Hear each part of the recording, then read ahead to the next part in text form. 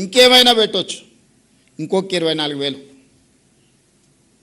Average 80 నుంచి 90% private schools or private కాలేజెస్కి వెళ్ళే up to 12th క్లాస్కి వెళ్ళే వాళ్ళకి సంవత్సరానికి 50,000కు మించి ఖర్చు పెడతలేం మనం, వాళ్ళ తల్లిదండ్రులు. కానీ తెలంగాణ రాష్ట్ర ప్రభుత్వం ఒక విద్యార్థి మీద 1,08,000 రూపాయలు ఈరోజు మనం ఖర్చు పెడుతున్నాం. మరి తల్లిదండ్రులు ప్రైవేట్కి ఎందుకు వెళ్తుండ్రు, ప్రైవేట్లోనే చేర్పించాలని ఎందుకు అనుకుంటుండ్రు? 27,000 ప్రభుత్వ పాఠశాలలు ఉంటే ఈ 3 సంవత్సరాలనే మన పిల్లలు పెరగడం మొదలుపెట్టి 2014 నుంచి ఎవ్రీ ఇయర్ డౌన్ఫాల్. ఇంతకుముందు యోగిత డేటా చూపిస్తుంది. ఎవ్రీ ఇయర్ 50,000, 60,000, 70,000 పిల్లలు dropouts from government schools. Last 4 years graph పెరగడం భారతదేశంలోనే, నాట్ ఓన్లీ ఇన్ తెలంగాణ. ఈ సంవత్సరం 1,00,000కు పైగా ప్రభుత్వ పాఠశాలల్లో ప్రైవేట్ స్కూళ్ళ నుంచి మానేసి లేదా పిల్లలు వచ్చి ప్రభుత్వ పాఠశాలల్లో చేరినరు.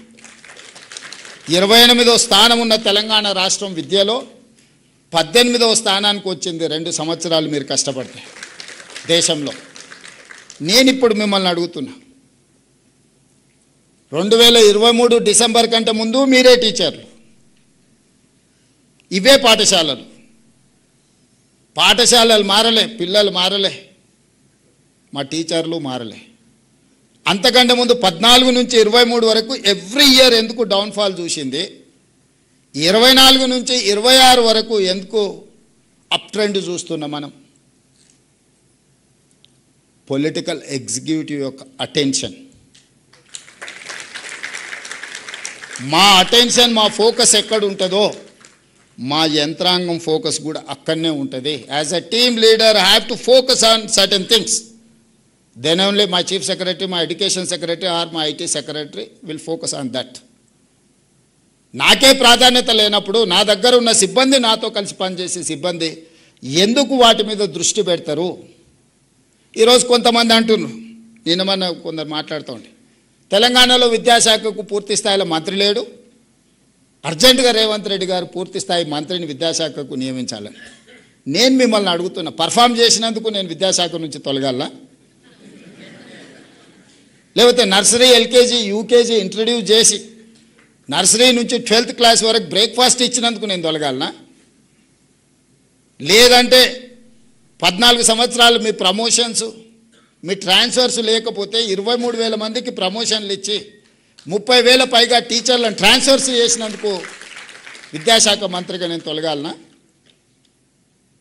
1956లో మొదలుపెట్టిన ఐటీఐలను ఆనాటి డీజిల్ మెకానికు లేకపోతే ఆనాడు ఉన్న నైపుణ్యాన్ని ఈ రోజు వరకు 70 సంవత్సరాలైనా అదే నేర్పిస్తున్న ఐటీఐలను ఏటీసీలుగా, అడ్వాన్స్ టెక్నాలజీ సెంటర్స్గా 119 నియోజకవర్గాలలో 119 మొదలుపెట్టి 3,000 కోట్ల రూపాయలు ఖర్చు పెడితే వాటిని అప్గ్రేడ్ చేయడానికి 86% టాటా ఇన్స్టిట్యూట్ ఇన్వెస్ట్ చేసింది. ఓన్లీ 14% స్టేట్ గవర్నమెంట్ పెట్టింది. ట్రైనర్స్ ట్రైనింగ్ టాటా ఇచ్చింది. రాబోయే 10 సంవత్సరాలు ఇన్స్టిట్యూషన్స్ను వాళ్ళే నిర్వహిస్తామని టాటాను తీసుకొచ్చి ఐటీఐలను ఏటీసీలుగా మార్చినందుకు ఈరోజు విద్యాశాఖ మంత్రిగా నేను రాజీనామా చేయాలనా? నిర్లక్ష్యానికి లోనైన పాలిటెక్నిక్లను ఒకప్పుడు ఐటీలో చేరితే మా పిల్లగాడు అమెరికాకి వెళ్తాడు, డాలర్లు వస్తే దాంతోపాటు పెళ్ళై కట్నం కూడా వస్తుంది అనే తల్లిదండ్రులు ఈరోజు ఆర్టిఫిషియల్ ఇంటెలిజెన్స్ వల్ల వేలాది లక్షలాది మంది ఉద్యోగాలు పోయి తల్లిదండ్రులకు భారమై వెనక్కి రాలేక అక్కడ ఉండలేక సమస్యలు ఎదుర్కొంటుంటే ప్రపంచంలో వచ్చిన మార్పు, వైట్ కాలర్ జాబ్స్ లేవు, వైట్ కాలర్ జాబ్స్కు కష్టం అనుకున్నప్పుడు యంగ్ ఇండియా స్కిల్స్ యూనివర్సిటీని మొదలుపెట్టి వాళ్ళకి స్కిల్ నేర్పించి certificate course, diploma course, degree course ప్రపంచంతో పోటీ పడే విధంగా మార్చి Young India Skills University public private partnership మేమే యూనివర్సిటీ పెడితే నా దగ్గర 14 యూనివర్సిటీలు ఉన్నాయి.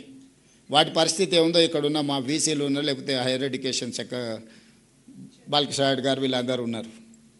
ఇంకొకటి నేను పెట్టినా అదనంగా చేసేది ఏం లేదని చెప్పి Young India Skills University aided by Anand Mahindra vehicles మీరు చూస్తుంటారు రోడ్ల మీద కార్లు ఇవన్నీ. Mahindra group of companies chairman మన Young India Skills University chairperson ఈరోజు board of directors, Reddy labs CEO one of the board of director, Apollo hospital CEO one of the director. ప్రపంచంలోనే success story ఉన్న కార్పొరేట్ కంపెనీల CEOలు ఈరోజు మన Young India Skills University board of directors. They have to decide curriculum, they have to take student, they have to give training, they have to give job also. ఈరోజు మన Young India skills యూనివర్సిటీలో 2 months back vice chancellor గారు announce చేసిండ్రు, 1000 మందికి training ఇస్తే 1000 మందికి ఉద్యోగం వచ్చింది. బోధ్ ఆదిలాబాదులో ATCలో ట్రైనింగ్ పోయిన అందరికీ టాటా కంపెనీలోనే ఉద్యోగం వచ్చింది. వీటన్నిటిని లేబర్ డిపార్ట్మెంట్లో ITIలు, పాలిటెక్నిక్ వచ్చేసి టెక్నికల్ ఎడ్యుకేషన్, స్కిల్స్ యూనివర్సిటీ వచ్చేసి IT అండ్ ఇండస్ట్రీస్ కింద ఉంటే వీటన్నిటిని సింగిల్ అంబ్రెల్లా కిందకి తీసుకొచ్చి యంగ్ ఇండియా స్కిల్స్ యూనివర్సిటీ అండర్లోనే పాలిటెక్నిక్, ATCలను, ITIలను అన్నిటిని ఒక దగ్గరికి తీసుకొచ్చి hundreds of crores దాని మీద ఖర్చు పెట్టి పిల్లల్ని ఎంపవర్ చేసి వైట్ కాలర్ జాబ్లని రీప్లేస్ చేయాలంటే బ్లూ కాలర్ జాబ్ అంటే స్కిల్, నైపుణ్యం. విద్య నైపుణ్యం కాదు. Language is not knowledge. Language అనేది ఒక కమ్యూనికేట్ చేయడానికి. అమెరికాలో బిచ్చమెత్తుకునేటోడు కూడా ఇంగ్లీష్లో మాట్లాడతాడు. చైనాలో ఇంగ్లీష్ వచ్చిన వాళ్ళు 10% కూడా వెళ్ళరు. జర్మన్లో కూడా hardly 10%. You go and see South Korea. మరి చైనా, జర్మన్, సౌత్ కొరియా ప్రపంచాన్ని ఎట్లా శాసిస్తుంది ఇంగ్లీష్ రాకపోతే? ప్రపంచాన్ని ఈరోజు ఒకవేళ చైనా గిన ఉన్న పలంగా నా అప్పు నాకు గట్టని అమెరికాని అడిగితే వాడు డబ్బులు కట్టలేక ఆ దేశాన్ని వాడికి ఇవ్వాల్సిన పరిస్థితి. అమెరికా క్యాష్ రిచ్ కాదు, చైనా ఇస్ క్యాష్ రిచ్. చైనాకున్న అప్పు అమెరికా కట్టాలంటే వాడి దగ్గర డబ్బులు లేకపోతే వాడి దేశాన్ని తీసి వాడికి అప్పచెప్పాలి.